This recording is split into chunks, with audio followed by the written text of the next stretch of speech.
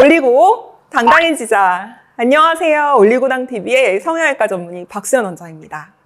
자, 시술하는 사람이 어떻게 하느냐에 따라서 굉장히 긍정적인 결과를 혹은 부정적인 결과를 남길 수 있는 것 중에 하나가 바로 필러 시술입니다. 그러니까 시술의 방식이나 부위를 떠나서 일단 뭔가 필러라는 성분 자체에 의해서 나타나는 공통적인 부작용들이 존재를 합니다. 그 중에 하나가 필러 흘러내림, 필러 이동, 필러 퍼짐이라고 부르는 것 중에 하나인데요. 실제로 이러한 문제 때문에 필러 시술을 고민하시는 분들이 많아서 오늘은 필러 흘러내림, 필러 퍼짐을 주제로 발생 원인과 대처 방안에 대한 이야기를 해보도록 하겠습니다.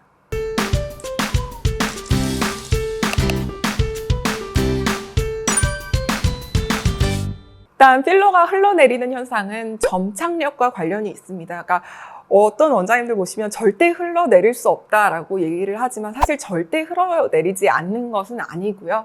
약간 반고형 제제이기 때문에 어느 정도 흘러내리는 게 불가능한 것은 아닙니다. 다만 필러는 점착력을 통해서 생체 조직에 결착을 하게 되고 이게 이제 필러 자기들끼리 뭉치는 응집력과는 약간 다른 개념인 거죠. 그러니까 필러가 기본적으로 친수성의 물질인데 인체 조직은 기름이 좀 꽤 있지 않습니까? 그래서 많은 양의 필러를 주입을 하게 되면 응집력이 생기면서 자기들끼리 필러가 뭉치는 현상이 발생을 합니다. 하지만 인체에는 두 가지 힘이 작용을 하죠. 중력 방향으로 힘이 가해지고 근육의 움직임으로도 힘이 가해진단 말이에요.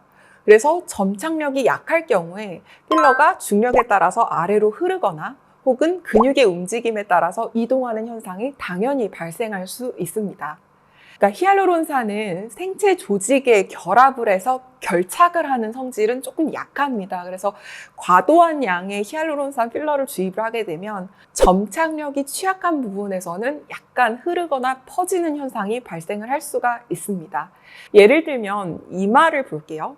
이마의 경우에는 이마 근육이나 눈살 근육의 다양한 근육 조직이 있고 이 근육의 움직임이 과하게 되면 필러가 해당 근육의 움직이는 방향으로 이동을 해서 뭉치거나 약간 흘러내리는 듯한 어떤 그런 문제가 발생을 할 수가 있습니다. 팔자 부분도 마찬가지죠. 광대 근육이나 입술 올림근 등의 여러 근육 움직임이 활발하기 때문에 필러가 실제로 약간 이동하는 현상이 발생을 할 수가 있습니다. 자, 그러면 필러가 흘러내리는 현상을 방지를 하려면 필러와 인체 조직 사이에 점착력을 견딜 수 있을 정도의 적절한 주입량을 찾는 것이 굉장히 임상적으로 필요합니다. 그러니까 지나치게 많은 양을 주입을 하는 것은 당연히 이걸 악화시키는 요인이 되겠죠. 또 필러가 흘러내리는 현상을 방지하기 위해서는 필러 자체의 응집력도 어느 정도는 좋아야 되는데 그냥 자기들끼리 퍼져버리면 안 되니까 이러한 응집력이 좋기 위해서는 필러 자체의 점성도 어느 정도는 좋아야 합니다. 이때의 점성은 필러가 시린지 안에 담겨있는 그 상태에서의 점성이 아니라요. 필러를 주입을 했었을 때 그 안에서 나타나는 점성을 의미를 합니다. 조금 어려운 얘기지만 여튼 좋은 필러를 선택을 하는 것도 중요하다라는 얘기인 거죠. 만약 이마 움직임이 과도한 분이라면 이마 필러 시술과 함께 보톡스를 병행하는 것을 권해드립니다. 팔자 부위에도 안면 근육의 움직임을 고려를 해서 시술 계획을 세우셔야 합니다. 그러니까 환자분의 상태에 따라서 적합한 시술의 조합이 다르고 또 그 양이 다르고 그래서 그러한 방법들을 적절하게 사용을 한다면 어떤 부작용을 최소화하면서 효과적으로 주름을 개선시킬 수 있기 때문입니다.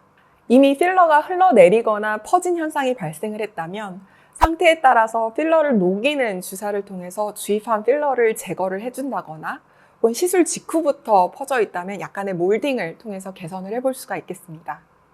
이처럼 필러 부작용을 방지하기 위해서 환자마다 그리고 시술 부위마다 그리고 필러의 특성마다 다른 것을 잘 고려를 해서 시술 계획을 세우는 것이 가장 중요하겠습니다.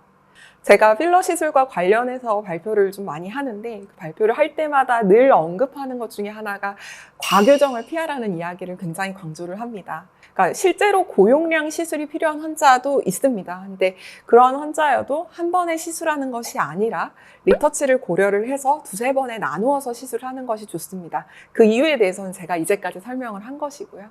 지나치게 겁을 먹지는 않으셔도 되기는 합니다. 다만 필러 시술 경험이 많은 숙련된 전문의와의 충분한 상담을 통해서 CC와 필러의 종류를 결정을 하시고 신중하게 시술의 방향을 잡으신다면 부작용에 대해서 큰 우려 없이 만족스러운 시술을 받으실 수 있을 것이라고 생각됩니다. 지금까지 필러의 퍼짐, 필러의 이동에 대해서도 설명해드리는 올리고당 TV의 박수현 원장이었습니다.